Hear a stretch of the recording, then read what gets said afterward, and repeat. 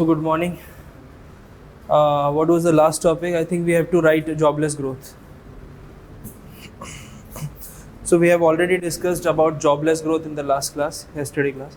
So just we have to write some few points. Discuss नहीं किया? Okay. ठीक है. We'll discuss it.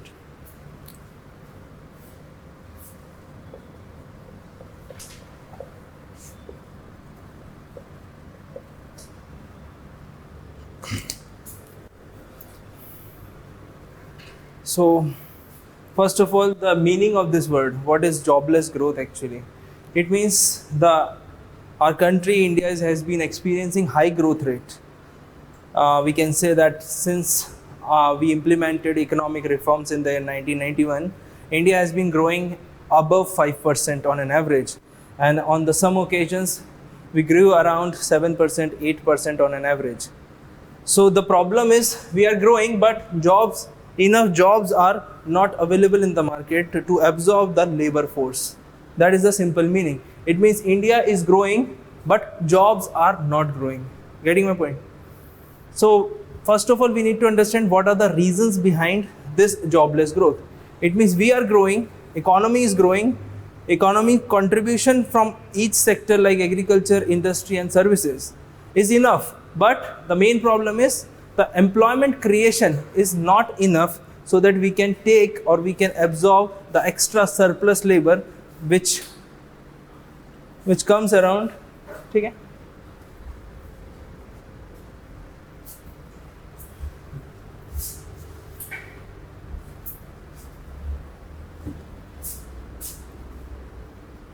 ठीक है, I'll write just a little bit down. So that is the main problem. We need to understand, we'll discuss what are the factors behind jobless growth and what are the reasons, and finally what are the remedies so that we can correct in this decade or in next 4 or 5 years in order to come over from this particular aspect. Or this is a very important problem because India is a labor surplus country. Now we have already discussed what is labor surplus country. So we need to implement certain kind of policies. Those are in favor of labor intensive goods, labor intensive production process. Getting my point? So we'll write few points, then we'll discuss again.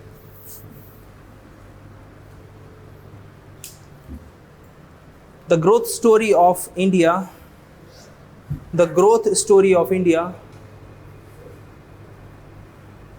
has been a successful one. The growth story of India has been a successful one. Since the year 1991. In bracket you write economic reforms. Since the year 1991. But the main problem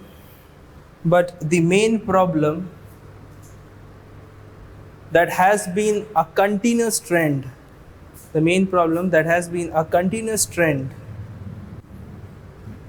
that this growth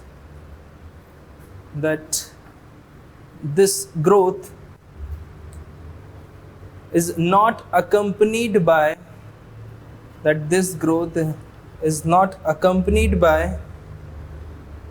gainful employment generation.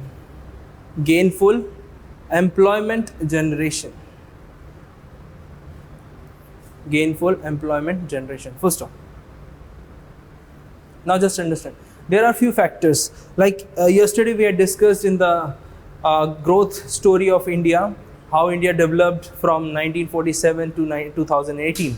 Now the question arises, what are the factors why we were not growing enough before the period of 1991, and what has been the main impact on these jobs or employment generation after 1991. The main problem, the number one, is service sector, the growth of service sector, because the service sector has less capability to absorb the extra labor force in the country. Like in agriculture, we have seen in the last class the contribution to GDP currently is around 14%. I'm talking about only agriculture sector, not agriculture and allied activities. So contribution of agriculture sector to GDP is around 14%, and the employment contribution by the agriculture sector in the total occupational structure of our country is around 55%. Getting my point? So it means 55% of our labor force is contributing only 14% in India's GDP.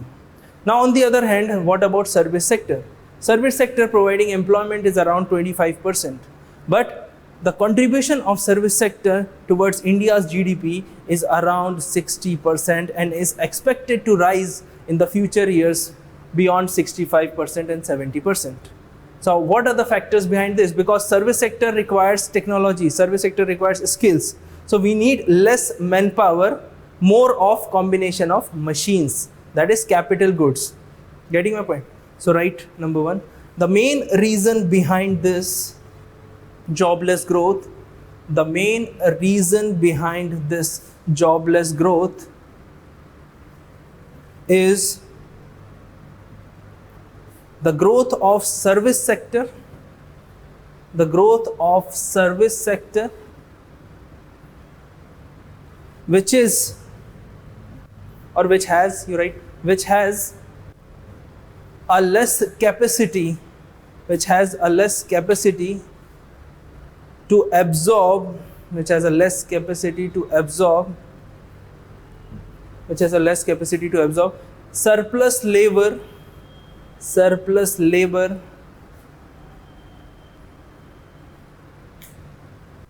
surplus labor of India. First off, the factors behind this less absorption approach, the factors behind this less absorption approach is that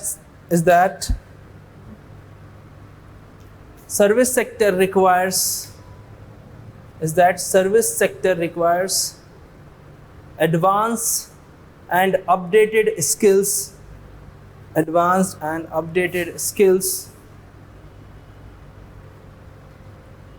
which is not available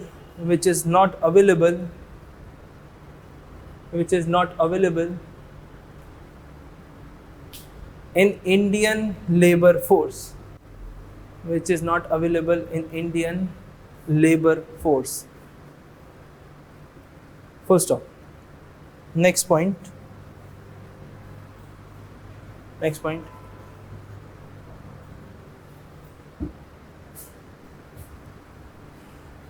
The shifting of labor force from agriculture sector to the other two, the shifting of labor force from agriculture sector to the other two means industry and services, has not been a successful one,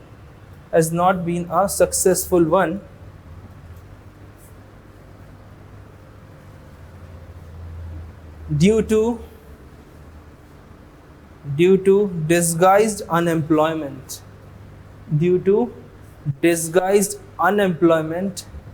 and underemployment,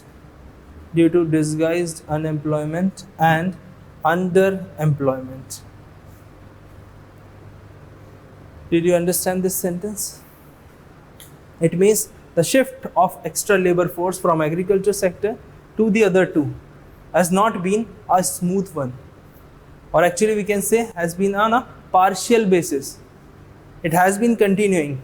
We cannot say that shift from agriculture to other sector has been completed. So the process is going on.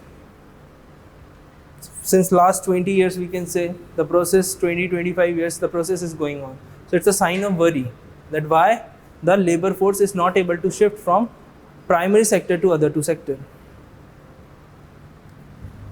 Now, third point. India achieved 8.5% GDP growth. India achieved 8.5% of GDP growth. In bracket you write average growth rate. 8.5% of GDP growth In the period 2003 to 2008, in the period 2003 to 2008, but this growth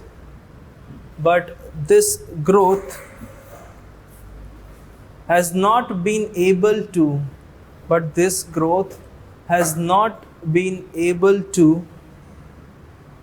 capitalized by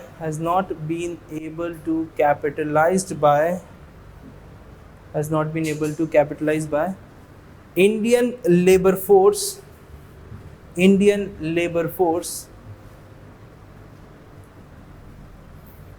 and is not fruitful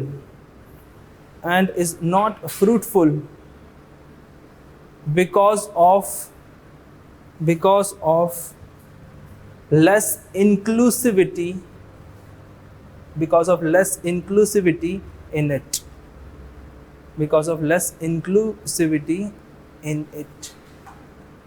Getting my point? It means India achieved the growth rate of 8.5%, but this growth was not inclusive. What does it mean, inclusiveness? Overall development. Yesterday I have discussed very extensively what is inclusive growth, what is development. So this growth was not inclusive. It means prevailing inequalities were not addressed. So in bracket or after full stop you write in other words, growth has not been equally distributed. In other words, growth has not been equally distributed because inequality still prevails in the economy. So we have high number of billionaires as well as 33% of the world poor. So that is the evidence that the growth was not inclusive. If a country is growing 8.5% per annum on an average for these 5 years, this growth should be equally distributed. Okay, that's it. So these are the three main reasons behind this jobless growth. Now you write how to tackle this problem. It means solutions. How to tackle this problem. First one, Indian policymakers should implement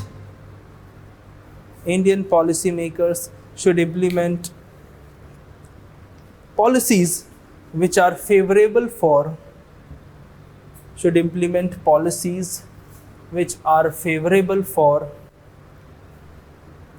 labor intensive industries.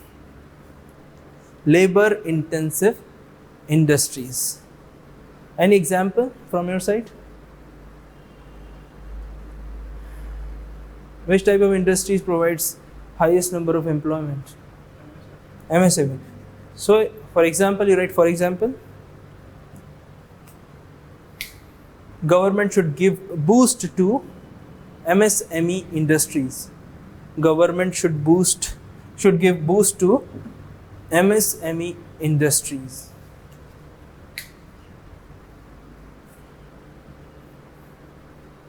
Because they provide around 40% of employment in India. Because they provide 40% employment in India.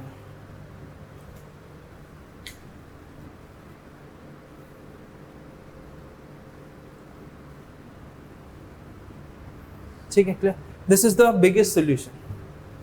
Because the main problem is absorption of labor force in service sector.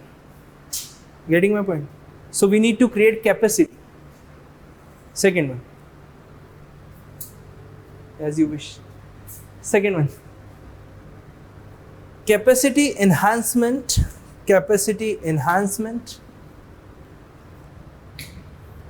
of existing industries is the need of the hour.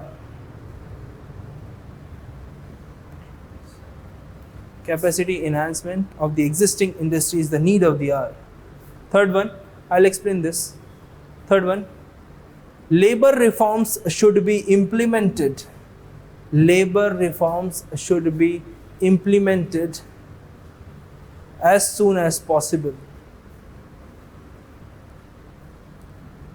Do we have any reform in the pipeline? Any example? Do we have any reform? Any example of labor reforms currently going in the news? Currently means for last 1 year. Dispute resolution mechanism, yes. There's one wage code bill also. Then we consolidate a lot of labor laws prevailing in the country into 4 codes. 1, 2, 3, 4. That is in the pipeline. Now, right now, what is the fact that if you hire 100 labor or more than 100 labor, you cannot shut down quickly. It means there is a long legal process. Because in India, it is very easy to enter in a business, but it is very difficult to exit from it. Last years, we have one important concept in economic survey, that is Chakravyuh challenge, problem of exit. I'm not saying that you should read that economic survey, but whenever I teach employment scenario, employment module, I'll make you write this Chakravyuh challenge and all the major important points in past year's economic survey. So Chakravyuh challenge, it means it is very difficult to exit from Indian market. Why? Because of tough labor laws. Now the condition is government is trying to raise the limit of that 100 labor to 300. Now you will say that it is not in a favor of laborers. Getting my point? If you are hiring 299 laborers, you can shut down in a 1 day. So it means before 300, the limit of 300, the limit was 100. It means if you are employing 99 employees, 99 laborers, you can shut down in 1 day. But if you are hiring 101 labor, you cannot shut down. But now the limit has been raised to 300. What do you think? Is it in a favor of laborers? No. In the long run, it is very important for our economy.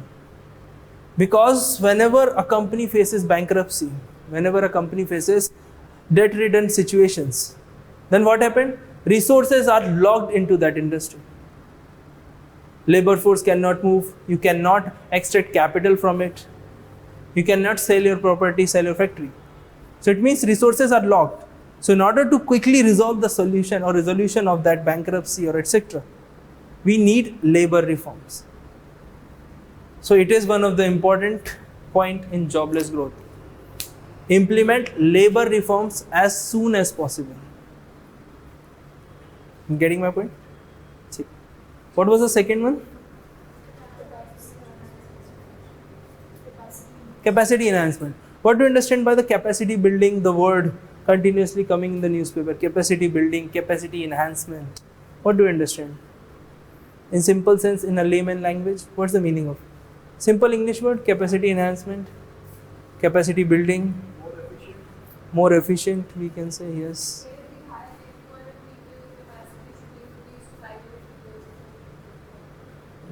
When you are hired, 200 people.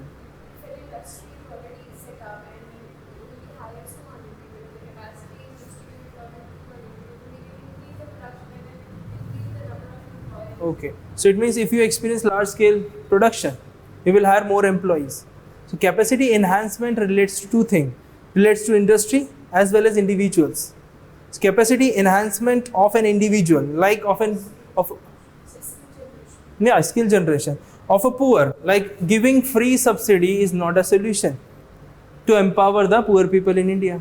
What is the solution? Give some asset, give some capital so that they can get gainful employment or they can start a small business.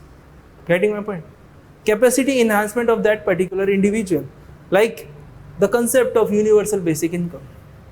If we give free income, suppose 9,000, 10,000, whatever will be, it depends on the policy makers. But if we are giving 8,000, 9,000 per month, what do you think? That it will increase the productivity or decrease the productivity of an individual? Increase, decrease. Because we are getting free income without doing anything or without contributing in the economy. So maybe this has a disastrous effect in future. So policymaker has to think from 20, 30 years down the line by keeping in mind all these factors, all these X factors coming into the future.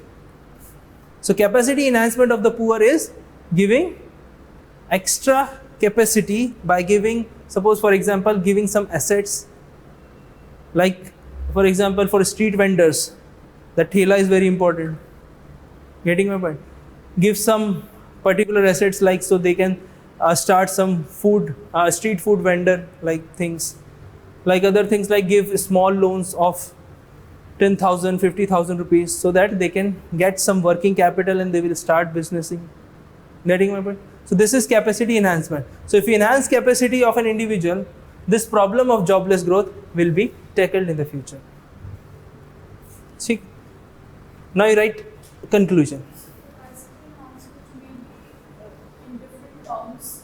Like if you are talking about giving asset, then the productivity will depend. Is it asset is tied to provider? No. It depends on the skills also. Priority of an individual. How can you decide that if you are providing a certain kind of asset to a person, that it will need to enhance his or her capacity? Suppose you are providing some kind of agriculture inputs. You will go to some farmland where you will find homogeneous type of labor. So if you are giving some kind of tube wells and pumping machine, that will be helpful for whole of that community, because you are targeting homogeneous group. You cannot target subsidy to a heterogeneous group, like DBT subsidies, which is targeted towards middle class and lower middle class, but not to the upper class. If you are earning more than 10 lakh, government will not give LPG subsidy, or there is a voluntary withdrawal of LPG subsidy. So that is targeted. TPDS, Targeted Public Distribution System, we'll discuss in agriculture. Started in the year 1997, based on the model given by Tamil Nadu. We'll discuss extensively this agriculture part. So first of all, we have to find the target population. Like for example, we are giving some kind of incentive to aspirants of civil services. Where will you go? You will come here, Rajendra Nagar and Karola, you will find majority of the people preparing here for civil services. So that's your homogeneous group. So you have to first find out this. That is why the research and development plays an important role. And India, the research and development contributes around 1.5% of GDP. So we need to enhance that research and development to 6%. Because other countries like South Korea is giving their contribution in GDP is 6%. So here only. Which means it depends on which kind of people, which group of people you are targeting. Obviously, because suppose you are going towards a mandi, what will you do? You will provide some incentives, like you will provide free light bulbs, LED bulbs दे दिया सब, so that they can function in night also. जो मंडी शाम को 6 बजे बंद हो जाती है, that can function till 10 p.m. So that is capacity enhancement. You are increasing the capacity of that particular seller. Getting my point? Without electricity, you will function from 7 a.m. to maybe 5 p.m. But with electricity or with electrified villages, you can function till 10 p.m. Suppose for example, if there is no light for today, you will study only till 6, 7 maybe. Getting my point? Because in Delhi you are getting regular electricity. But talking about remote area, those aspirants preparing in the remote area, they will have only around 12 hours, maybe say 10 hours in a day to study. So capacity enhancement of people living in Delhi is more by just giving more electricity access. Free goods, if you are providing free goods, this is not enough solution because they will consume. So what about DBT subsidy? If you are getting that DBT subsidy in your account, आपको पता चलती है कहाँ गई वो? 100-150 रुपए 250. So cash subsidy, generally in economics as a literature, cash subsidy is very, very beneficial from both the sides, from beneficiary side and from the government side. Why? Because it is targeted. You have some kind of options that you can purchase anything from that cash. But if I am giving you direct commodities, free wheat or cheap wheat under NFSA, at 1 rupees, 2 rupees and 3 rupees, wheat, rice and pulses, cereals. Then what happened? You will get the goods, but suppose if you are not fond of wheat, you are living in a coastal area, you require more of rice, then what is the use of that subsidy? Getting my point? So cash subsidy is always a better option from both the sides, from beneficiary side as well as from government side.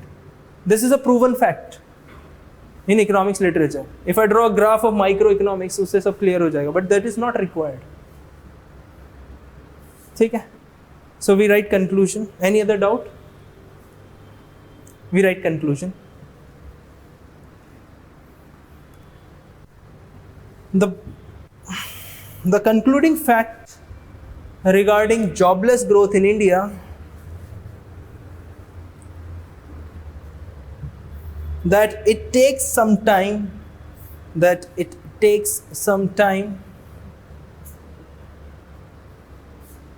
to recover from big structural changes,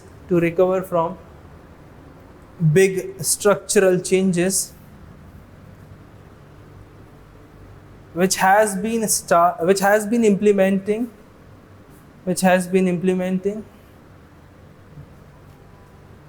since the beginning of 21st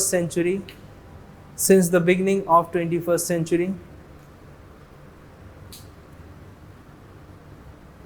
Full stop. Programs like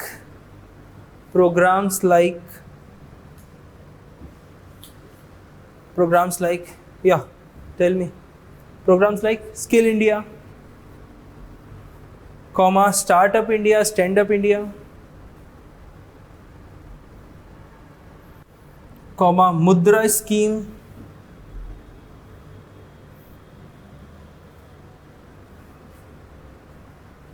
skill development programs like Pradhan Mantri Kaushal Vikas Yojana,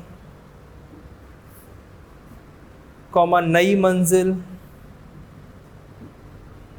etc. are very vital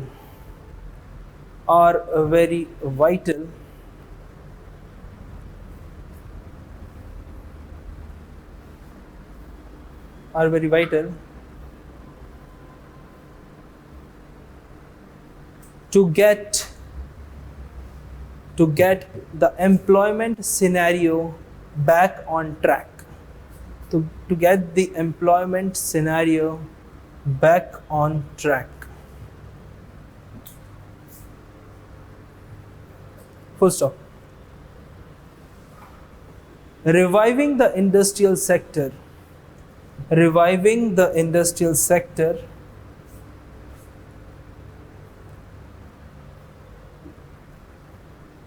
is an important step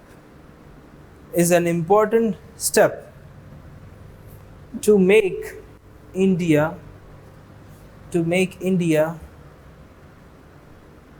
a industrial hub,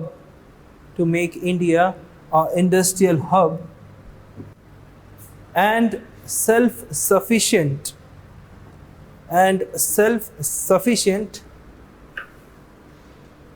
with a strong industrial base,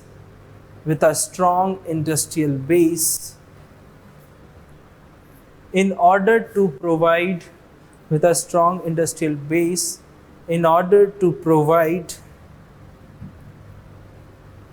double-digit GDP growth, as well as reduction in double-digit GDP growth, and as well as a reduction in the rate of employment and poverty.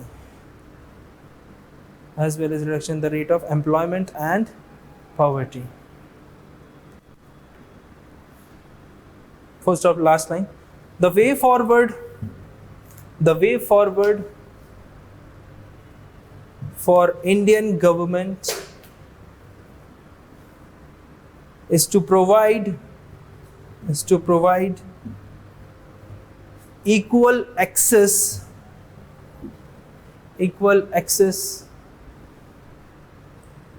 to the resources as well as opportunities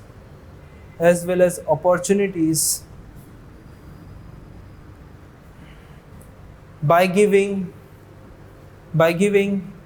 incentives to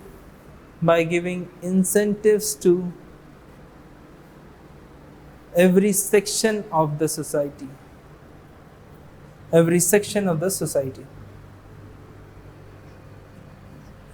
Full stop. This is how the answer should be.